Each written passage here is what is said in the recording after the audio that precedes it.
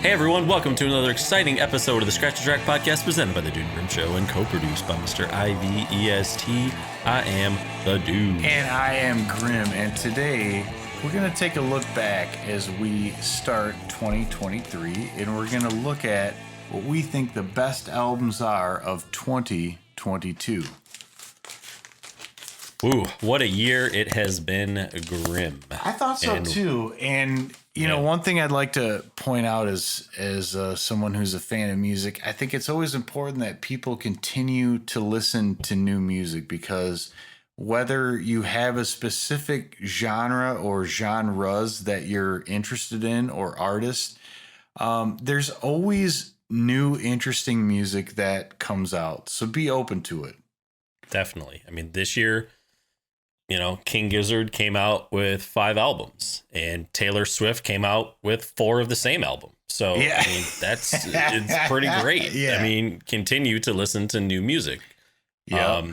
And dude, that's one thing, man, I will say, like, and that's why I appreciate you guys always throwing me new stuff. Cause I'm just, it's not that I'm not good at it. It's just that it's like Office Space. I just don't care. You know, no, it's that I feel like a little lazy sometimes when it comes to like seeking new stuff out. I'm like, hey, how about you guys figure it out and then you let me know what you think I'll like? No, but I get that. I mean, there's some times where it just becomes overwhelming and there's a lot to choose from. And what do you choose? I guess for me, you know, the King Gizzard albums were easy because that's a band I follow, but there were also other bands that I follow that I was introduced to by someone else, and that could be my wife Lisa, or friend of the show IVEST, or you know, a multitude of other ways. But I've found interesting music in a lot of different places that I kind of gravitated to. And dude, honestly, one of them I found off of Discogs, and I will talk about that first. And okay, I wouldn't even necessarily rank it because I basically have 9 records and then one that I don't have on vinyl that I looked for, but they didn't have it at the store when we were there last time. And that album is called Gemini Rights by Steve Lacy. And it is an extremely interesting album. It's kind of like funk. But I guess I can't say that I've heard an album like this one in any sort of recent times. Yeah. He just talks about things that I don't think other people are comfortable talking about. And the music is really good too. And it's music that's like not of this time, so it fits in real nice. So nice. Cool. That's one that I would mention that I wish I could hold up, but I was not able to get a hold of before this, is Steve Lacy Gemini Rights. It is on vinyl though, is that correct? Oh, hell yeah. They just didn't have they just didn't have it at the store, probably because everyone bought the copies that they did have. Because it is a good record. It was one of those ones I kept seeing like on the vinyl release calendar and on Discogs, and I was like, okay, I don't know who this person is, but like if there's this much hype about it, I'm intrigued. And so I listened to it and I was like, man, I gotta say that is something. Yeah, well, there's something similar, and we'll talk about this album, I know, because it's both high on our list this year, that I kept seeing everywhere and seeing the cover, and I was just like, man, I don't know what that is. Yeah, and then when you were like, I was like, oh man, no way. Oh, okay, I guess I should check that out. But yeah.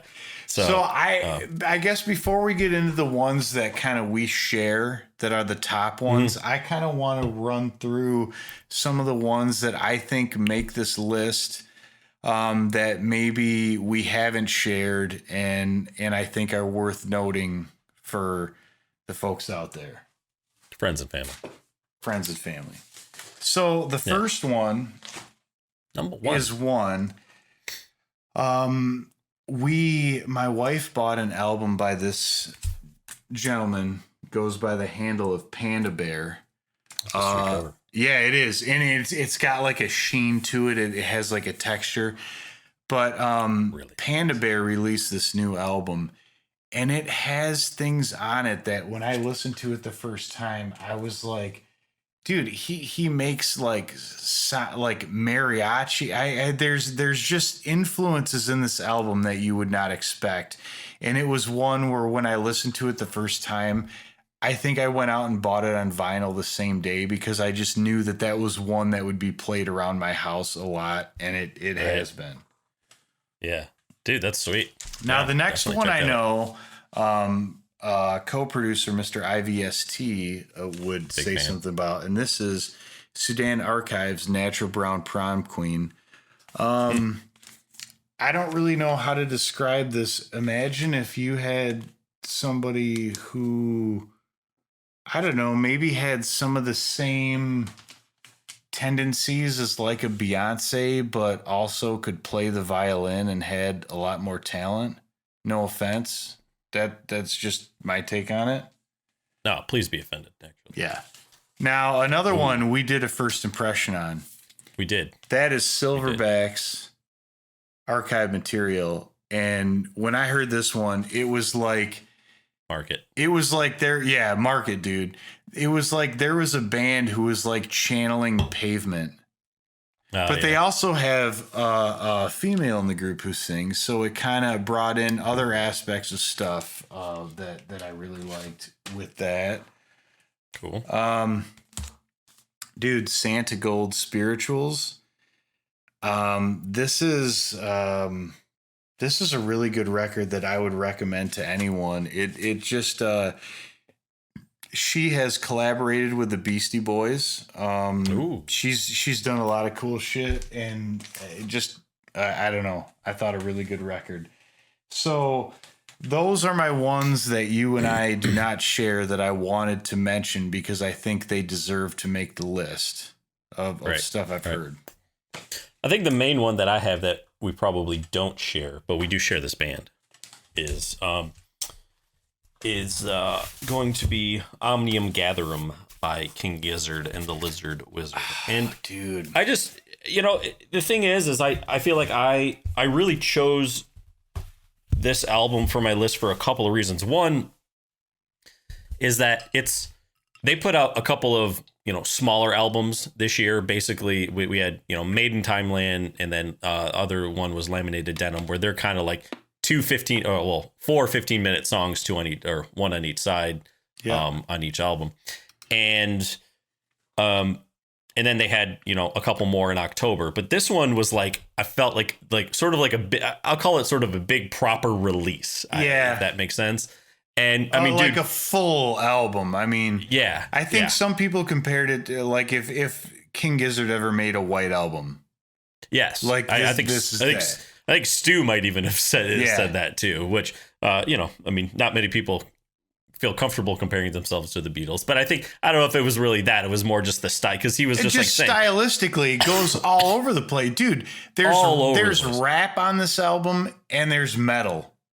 Yeah. And it's awesome. And everything in between. Yeah, for sure. It just goes a lot of places. And I just thought it was incredibly ambitious to do that. Not many people have the guts to try something like that, let alone, hey, we're going to put out a double album of this. Yeah, for sure.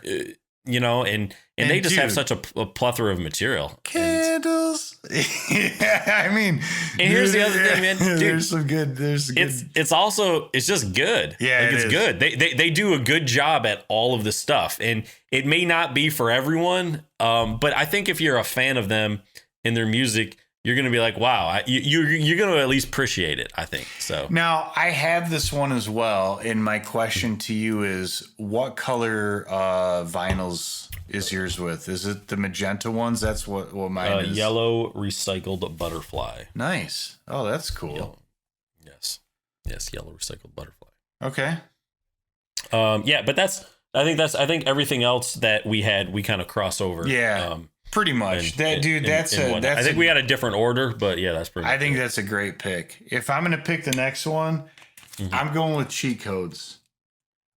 Cheat Codes is Danger Mouse and primarily Black Thought, but there are a lot of other guests on this, notably Raekwon, ASAP Rocky, Run the Jewels.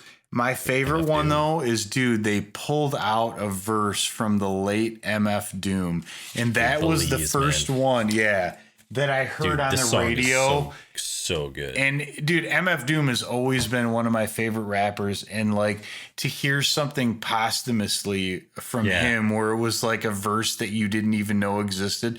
When I heard that on the radio, I was like, okay, I'm pretty much going to buy that album. And I mean, say what you will, because I know that the sort of the landscape of rap has changed over the years.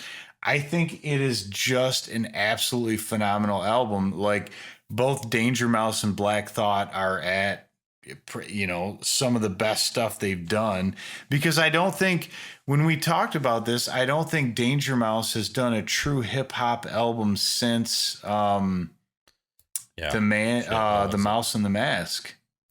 It might have been right. Yeah, that might have been right.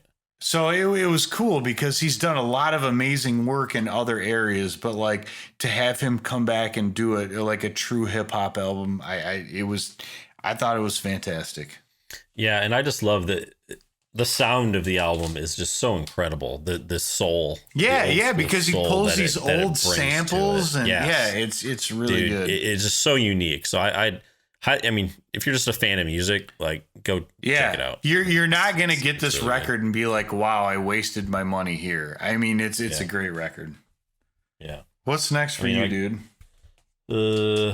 Well, that was actually, let's see if I had a top 5. That was 3 on my list. So should I go to my number 4? Because my number 4 is higher up on your list. No, that's fine. I don't know that I have necessarily an order. So to me, it's just Well, going with the King Gizzard theme, but I'm going with changes. Oh, dude, I'm going to go ahead and hold that up too, my man, because that is one of the ones that I would also choose. Yeah, I mean, it was just, you know, they had 5 albums this year, and this one was just so different, not only than anything they came out with this year, but anything they've ever come out with. And the story behind it, just, you know, they tried to record it a couple of years ago, and they just couldn't get it right. And a lot of bands, I think what they would do is just give up. They would, well, they'd either give up or they'd be like, you know, we're just going to kind of keep going through it and we're going to put out a half-assed project. But they just said, hey, we're going to shelve it for a bit. And then they came back to it and were able to finish it. And it's just, it has just an incredible, unique sound. And for them, they dipped their toe into like neo soul, and it was to me a genre with, if you listen to them, they've gone into so many places: metal, rap, psychedelic to the max, acoustic. I mean, they've done all their microtonal stuff. Yeah, they've done all this kind of stuff, and to come out with that one, I agree with you, man. I was just, when I heard it, I was really kind of like, wow, that is unique and cool. Next level. All right, Trim, what you got? Well, you might want to hold it up too, and I think we would definitely be remiss if we didn't talk about the Smile. A Light for Attracting Attention. Now, this is one, I know that you and Mr. IVEST pre-ordered this one, and I remember I was a little bit of a skeptic on this album, and I was like, I was too. I just went ahead and was like, I'll just do it. Yeah, I wasn't as into it, and then once they released it, I listened to it quite a bit digitally and really, really dug the album. I actually, and I was talking to another friend of the show, Stauffer, today. And he had a comment that was that he had talked to someone, which was the same that I said, and they were like, I actually like it better than the last Radiohead album, which is A Moon-Shaped Pool. And I would agree with that. Like, there are moments of A Moon-Shaped Pool that I think are great, but as an album, I think The Smile, A Light for Attracting Attention is way better. Interesting. And one thing I will say that is interesting with this vinyl, because I think you guys pre-ordered it and you got the yellow one, right? Mm-hmm. I also bought the yellow one, but I found it in a store. And there's an interesting thing. I'm not going to pull it out and show it because you'd never see it. But instead of that could be taken so many different ways. Fair enough. I didn't pull it out for air. But No. as you know, as an album, as the needle runs through the grooves of an album and gets to the center, there's usually a run out groove, right? Yeah. Yeah. And at the end of the run out groove, a lot of the times it'll just kind of bump the label and it'll get that as it's going around. Yeah. But what they did on this album is they actually put a raised part around where the label is so that the needle can never hit the label, and it just stays silent. Really? Yeah. And the only other album, and it was also from 2022 that I held up, was Santa Gold Spirituals did that too. Yeah. Where they had a raised and it's a very small part, but it's just a raised part in the center of the vinyl so that it can never like bump the label and make that noise. I wonder if they have the same like manufacturer, and that's what's doing it. Yeah, or who's doing it. But I don't know. I thought that I just as I listened to that record more, I really, really like that record. It's yeah. I mean, I was I was a little skeptical about it when it was kind of released and coming out too. I mean, and I don't know why, because I've liked Tom York solo stuff. I like Adams for Peace. Yeah. Another good point. I do like this album. It would be interesting though, because I feel like, whether you want to say it's better or, worse or whatever than some Radiohead stuff. I feel like you didn't hear as many people talking about it as if a Radiohead album had come out. I think a lot more people would be talking about it. So part of me is wondering, like, okay, if you just put Radiohead like Over the Smile, would more people be into it and liking it? You know what I mean? Is it just like that's people, fair. I don't know, man. So, but one thing is interesting when you really look at it. I mean, the makeup of the band consists of the two principal songwriters for and I'm not trying to discredit anyone's contributions into Radiohead, but Tom and Johnny. Yeah. I mean, yeah. That's it. Just is. It is what it is. So I think we're on sort of last. Well, you got another one besides? Well, yeah, because here's my thing, and this is where I'm torn. And I'm not saying that this is number 2 or whatever, but we had 2 short albums released this year by King Giz and Liz Wiz. Now,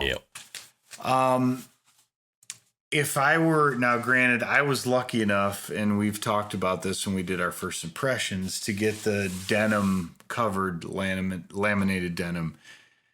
That alone is in my mind enough to kind of elevate, not to mention the fact that we also did get to hear this 2 days before its release at the first Red Rock show when they played The Land Before Timeland as the intermission piece between the two sets.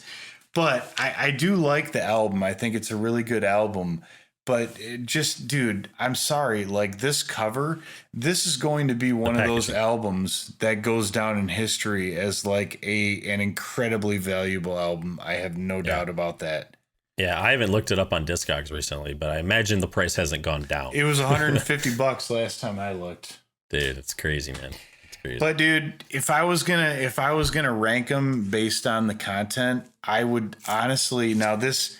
It's funny because Made in Timeline has a stamp on here that says 1/20/20 because I believe this was done way before they ever officially released it.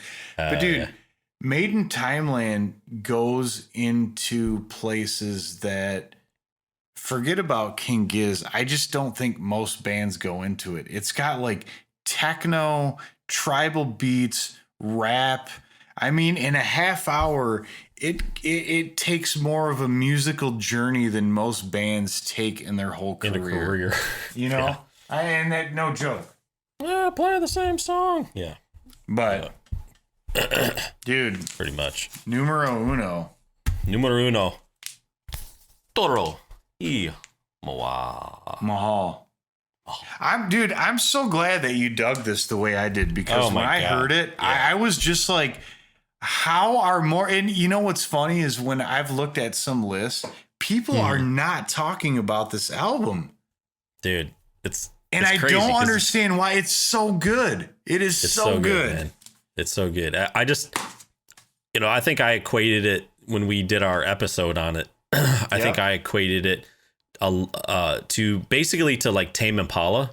If Tame Impala had continued in sort of the indie rock path, like the lonerism sort of guitar sound and everything, like the sound of this is great. I he's got a good voice. I mean, it's just, dude, they do so many cool things with production. I mean, the production is it's unbelievable. It's done as an album where like things sort of loop around and you have, I mean, I just, when I heard it, I was kind of like, I think this is the album of the year for me. Yeah. I can't, but for me, no question. It should be for you, but it should be for most people, for everyone. Yeah. I'm surprised. And this is the one I remember seeing it. Like every time I'd go to like some vinyl site, it was like, they were pushing this one and pushing it, and I saw it and I'd never really, heard of them or listened to them before or anything. And I was like, oh, okay. I mean, I used to live in San Francisco, so it was like, oh, cool. The Golden Gate Bridge. Like that's neat. But I was just like, I had some exposure to him because my wife was into Toru Iwao, but a lot of his stuff before this was a lot more electronic. And that's why I thought this was even more special, because if you listen to what he had done before this album, you would think it was a different artist. Yeah. And that's like a true sort of change up, like in the way that Bowie would do things, back when. Yep. Yeah. That's a good point. And I don't know. It was one that, dude, I should probably get another copy because the odds are I'm going to wear this out. And I was able to get the silver vinyl. I got stuck with a classic black. Ugh. Just doesn't sound as good. No, but well, Graham, I think that about wraps up. Yeah, I think 2022 was a good year. Yeah, And I think the overwhelming message is don't stop listening to new music, because there is good stuff out there. You just got to find it. You just got to look for it, or be really good friends with people who look for it. So, Mr. IVEST, that means you. That means you. So, all right, do your homework, bro. All right, everyone. Thank you for listening to us, watching us. We got more stuff on the way. We have, I can't believe it's 2023. I think this is might be going on our third year of doing this. But it's going to be a good one. It's going to be a good one. It's going to be a great one. And hopefully we'll have some episodes that you guys like. So hopefully we have so many vinyls from 2023 that like we can't hold them. That's probably going to happen. Yeah. That's what we need. So, all right, everyone. Thanks for watching. It's time to go. Dude and Grim Show. Scratch a Track is produced by the Dude and Grim. Additional music provided by Moore and the Tims. Copyright 2023. The Dude and Grim Show.